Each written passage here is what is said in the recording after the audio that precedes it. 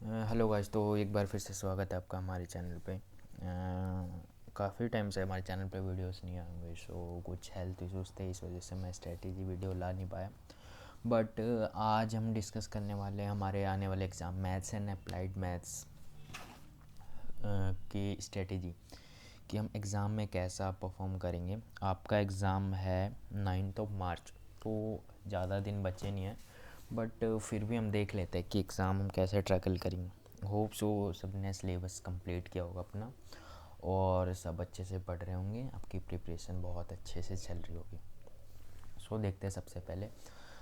सबसे पहले इशू आता है बच्चों को जो मैथ्स का, सबसे नाम तो सुना ही होगा, कैलकुलस। कैलकुलस सबसे ज़्यादा दिक्कत है दोनों को आएगा वैसे, मैथ्स वाले स्टूडेंट्स भी और अप्लाइड मैथ्स वाले भी। अप्लाइड मैथ्स पर थोड़ा अलग से मैं बात करूँगा, पहले मैथ्स का देख लेते हैं। दोनों के लिए वैसे सेम स्ट्रेटेजी है, कुछ ज़्यादा अलग नहीं है। मैं यहाँ पे चैप्टर नेम देने वाला नहीं हूँ, बिकॉज अभी आपका माइंडसेट में आपका अपने पास आपका प्लान होगा मुझे ये चैप्टर करना है, तो सो मैं वीडियो में नेम डिस्कस नहीं कर सकता क्योंकि सबका अपना प्लान होगा कि ये चैप्टर करना है। फिर वो कुछ डिस्ट्रैक्ट करने का काम हो जाएगा, इसलिए मैं नहीं दे रहा। दे सकता हूँ बट मैं अपनी चॉइस से नहीं दे रहा क्योंकि वो डिस्ट्रैक्ट करेगा आपको कहीं ना कहीं कि ये छोड़ के मैं ये कर लूँ, क्योंकि वीडियो में बताया गलत चीज़ है वो। तो इसलिए देखो, कैलकुलस है तो उसमें तो समझ लो 35% है मैथ्स में, और 15 मार्क्स का अप्रॉक्स आता है अप्लाइड मैथ्स में। सो अप्लाइड मैथ्स वाले जिसको अब 90 अबव स्कोर करना, उसको तो कैलकुलस करना पड़ेगा। अप्लाइड मैथ्स जिसको 90+ चाहिए ना, तो कैलकुलस अच्छे से करो, उसमें कोई वो नहीं है। बाकी इसका देखते हैं, पहले मैथ्स का देखते हैं। देखो मैथ्स में क्या है, जो आपका पेपर आता है ना वो मेजरली कैलकुलस बेस्ड होता है। बहुत सारे क्वेश्चन आते हैं भाई कैलकुलस से और ट्रिगो से। अप्लाइड में ट्रिगो है नहीं, इसमें फिर भी कुछ टॉपिक्स हैं अच्छे खासे। मैं एक बार मैथ्स का क्लियर करके फिर वो करता हूँ। देखो आपका क्या, आपका तो कुछ वो ऑप्शन है नहीं, तो कैलकुलस आपको करना पड़ेगा। बस वही चीज़, अगर कुछ नहीं हो रहा तो कुछ स्टार्टिंग के दो डिफरेंशिएशन, इसका जो इक्वेशन है वो चैप्टर, और एप्लीकेशंस ऑफ डेरिवेटिव वो चैप्टर होगा। एंड देन अगर आपको इंटीग्रेशन आता तो ठीक, नहीं तो वो स्किप करो। बाकी 3D ज्योमेट्री, उसके बाद वेक्टर वाला चैप्टर अच्छे से कर लो, अच्छे क्वेश्चन आते हैं उसमें। अब चलो हम डिटेल में थोड़ा देखते हैं अप्लाइड मैथ्स का।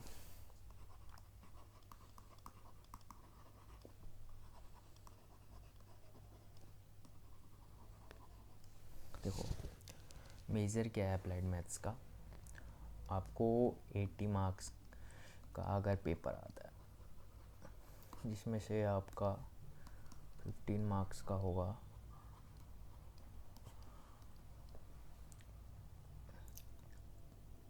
कैलकुलस। देखो जिसको 90+ लाना है वो तो इस पर पूरा फोकस करे, सिंपल सी बात है, कुछ नहीं छोड़ना आपको, कुछ छोड़ने वाला है भी नहीं आपके में इतना। 15 नंबर का है, कुछ ज़्यादा मेजोरिटी, 2 चैप्टर हैं शायद इसमें आपके। अगर मैं देखता हूँ कितने चैप्टर हैं इसमें, तो इसमें आपके कैलकुलस में है 3-4 चैप्टर हैं, ठीक है। तो वही एप्लीकेशन होगा, इंटीग्रेशन उसका एप्लीकेशन होगा, ठीक। तो देखो बात ऐसी है, अगर आप 65 से सेटिस्फाइड हो, ये वाला पार्ट अगर बहुत अच्छे से अभी तक आपने कवर कर लिया ना, बहुत अच्छी बात है, देन आप इसको उठा सकते हो। सपोज़ करो मैं ये मानता हूँ कि अभी आपका 70% सिलेबस हुआ है और आप एज्यूम कर रहे हो कि आप कैलकुलस भी करोगे। देखो कैलकुलस इतना मुश्किल नहीं है जितना हम अपने दिमाग में लाते हैं। मैं आपको कैलकुलस की कुछ चीज़ें बेसिक बता देता हूँ, फिर भी अगर आप ज़बरदस्ती करना चाहते हो सकता है आपको कैलकुलस थोड़ा बहुत समझ में आ रहा हो, बट कुछ ऐसे चैप्टर्स हों जो बिल्कुल नहीं आते। कैलकुलस का क्या, एक चेन रूल याद करो बस, बस एक चेन रूल। देखो जितना ज़्यादा माथा मारोगे ना उतना ज़्यादा होगा। ट्राई करो 1 या 2 रूल परफेक्ट करके आधे क्वेश्चन सॉल्व हो जाएं। देखो 30 60% क्वेश्चन ना इजीली इस चेन रूल से सॉल्व हो जाएंगे। कोई सा भी क्वेश्चन मेरे को दे दो, इजीली सॉल्व हो जाएंगे। देखो अब क्या है, अब जो डिवीज़न वाला क्वेश्चन होता है, जैसे x² + 1 x², अब क्या है, इसको पूरे को तुम ऊपर ले जा सकते हो ना, x² - 1, अब ऊपर लेके गए तो ये मल्टीप्लाई हो जाएगा, यही है ना। अब इसमें करोगे तो इसको ब्रैकेट में करके माइनस साइन लगा के ऊपर भी तो लिख सकते हो ना।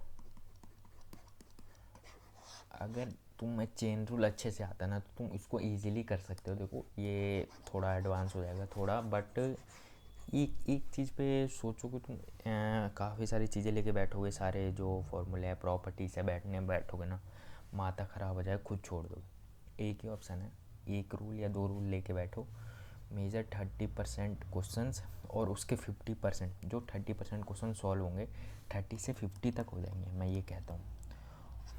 और बिल्कुल एंड तक नहीं जा पाओगे ना तो कम से कम 60% क्वेश्चन तुम्हारा सॉल्व हो जाएगा।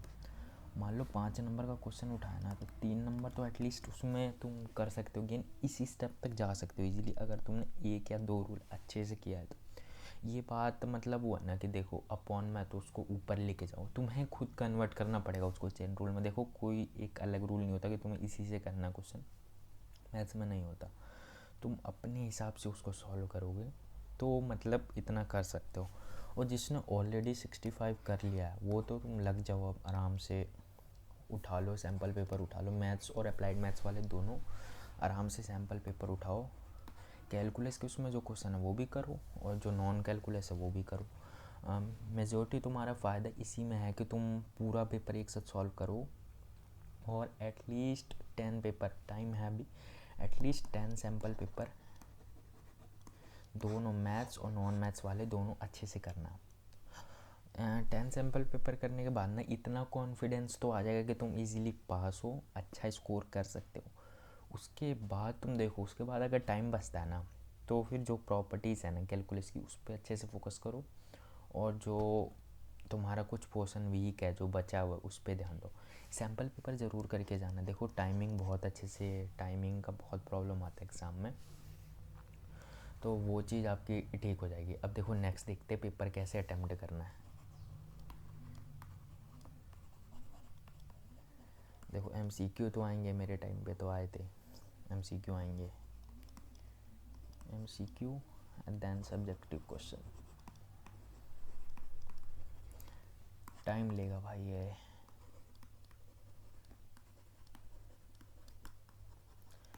देखो MCQ होते हैं थोड़े बहुत टाइम कंज्यूमिंग, टाइम लेता है। तो देखो कुछ हो जाएंगे अगर आपने बहुत ज़्यादा प्रैक्टिस की ना तो देखे देखे लगेंगे वो हो जाएंगे। बट मैथ्स और अप्लाइड मैथ दोनों का ही है ये सीन है कि मैं MCQ होंगे ना टाइम कंज्यूमिंग होते हैं। तो जो आपको 15 मिनट्स मिलते हैं ना पहले रीडिंग टाइम में, उसमें देखो आपको कितने आते हैं कितने नहीं आते। जो आते हैं या फिर जो 1 या 1.5 मिनट में आराम से इजीली सॉल्व कर लो, उसको टिक करो, पता मतलब थोड़ा बहुत कर लो, उसमें देख लो आपको ये हो जाएगा, ठीक है। ये करने के बाद अगर टाइम बचता है तो बाकी चीज़ें भी पढ़ो, बाकी तो आगे तो आप पढ़ ही लोगे। 15 मिनट्स में ये आपका हो गया। बाई चांस आपने एक क्वेश्चन देखा, आप सब्जेक्टिव क्वेश्चन की बात करते हैं, आप ये मत लग जाना कि मैं पीछे से करूँगा तो पेपर पूरा हो जाएगा। बहुत बड़ी गलत फहमी आपकी, पीछे से करने से पेपर पूरा नहीं होता, पेपर आने से पेपर पूरा होता है, ठीक। ये मिथ मैं दूर कर देता हूँ, पेपर आने से पूरा होता है, पेपर पीछे से करने से कभी पूरा नहीं होता। जिसको पूरा पेपर आता है ना वो 1 से शुरू करके ना 34-36 तक जा सकता है आराम से, टाइम लिमिट रहते। जिसको नहीं आता ना वो 36 से शुरू करके 1 से जाने में ना लग जाएंगे उसके। तो दिक्कत वही है, वो वाला माइंड सेट लेके मत चलो कि पीछे से करना है, वो करो जो आता है वो करो। क्यों कह रहा हूँ मैं ये, इसका रीज़न है, ये ना कॉन्फिडेंस बिल्ड करेगा।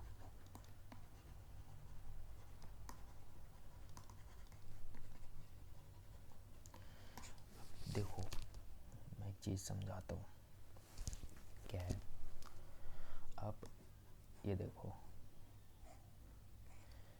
ये समझ लो 1 से 34 तक की स्टेयर्स तुम चढ़ रहे हो, ये ब्लॉक्स हैं, ये अलग अलग क्वेश्चन है तुम्हारे, ठीक है। अच्छा नहीं बना बट मान लो, समझ लो ये तुम्हारे क्वेश्चंस हैं 36 37 जितने भी क्वेश्चन आएंगे ये क्वेश्चन है, ये तुम्हारा कॉन्फिडेंस है, समझ लो जितने। अब देखो ये क्वेश्चन आसान है, ये डिफ़िकल्ट वाले क्वेश्चन है, समझ रहे हो। ये इजी क्वेश्चन है, ये डिफ़िकल्ट क्वेश्चन है, और ये मीडियम वाले क्वेश्चन है। अब क्या कर रहे हो तुम, ये समझ लो तुम्हारा कॉन्फिडेंस है। तुम यहाँ से चढ़ने की कोशिश कर रहे हो जो तुम्हारा लगा सकता है, कसम से नहीं हुआ ना तो तुम टूट जाओगे वहीं पे। यहाँ से अगर तुम्हारा हो गया तो तुम्हारा कॉन्फिडेंस आएगा सीधा यहाँ, बूस्ट हो जाएगा, तुम फोड़ दोगे पेपर। अगर तुम्हारा सेक्शन डी या पूरा अच्छे से होगा तो तुम्हें पता ऑलरेडी आधा पेपर ख़त्म है, कर लो।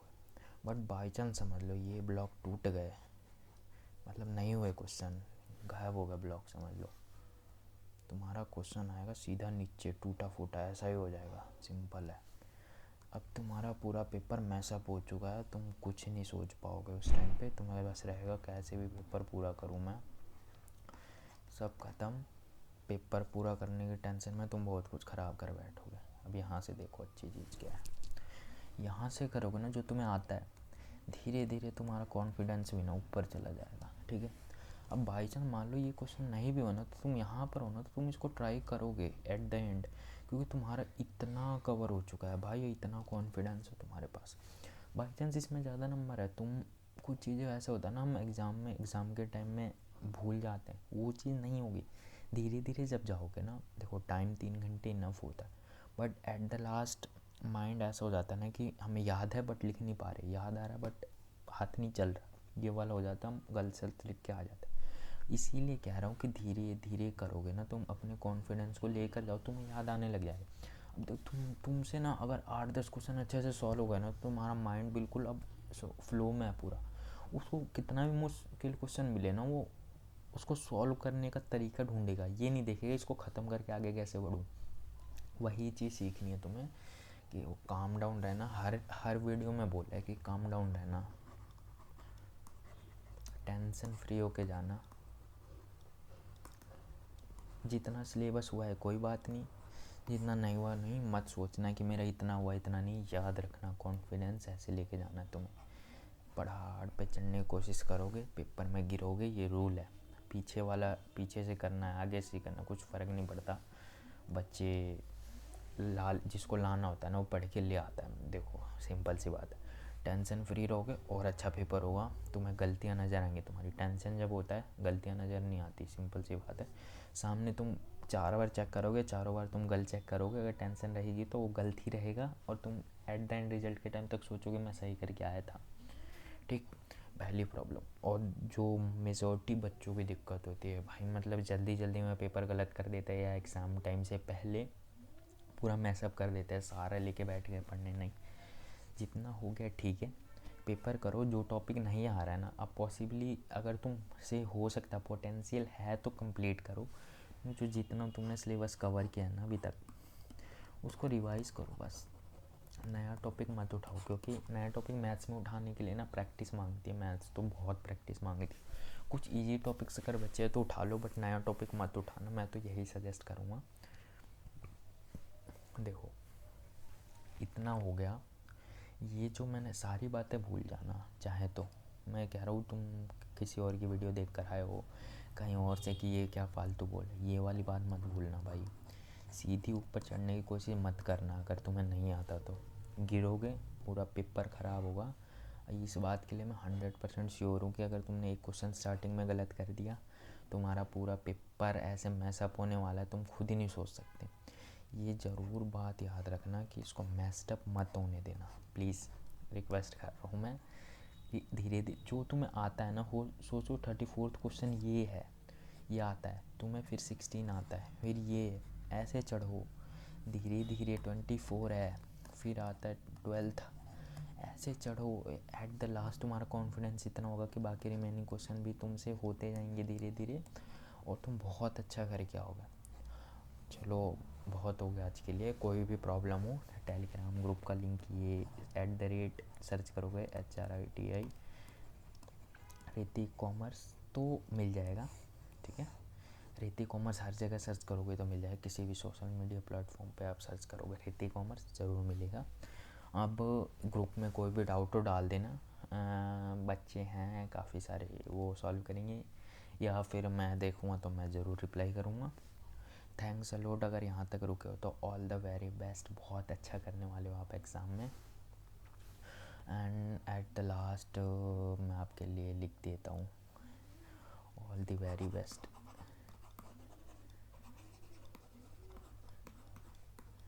बहुत अच्छा करने वाले हो। मैथ्स का पेपर देखो, वैसे ही सबसे ज़्यादा टेंशन तो मैथ्स की रहती है, तो कुछ नहीं होने वाला, बिल्कुल टेंशन फ्री रहना। जो लास्ट में कहा था पेपर अच्छा हुआ, टेंशन लोगे तो कुछ ना कुछ तो हो जाएगा, कहीं ना कहीं ख़राब हो जाए, टेंशन मत लेना। ऑल द वेरी बेस्ट, पढ़ाई करो। वीडियो ज़्यादा लंबी हो रही है, चलता हूँ, बाय बाय।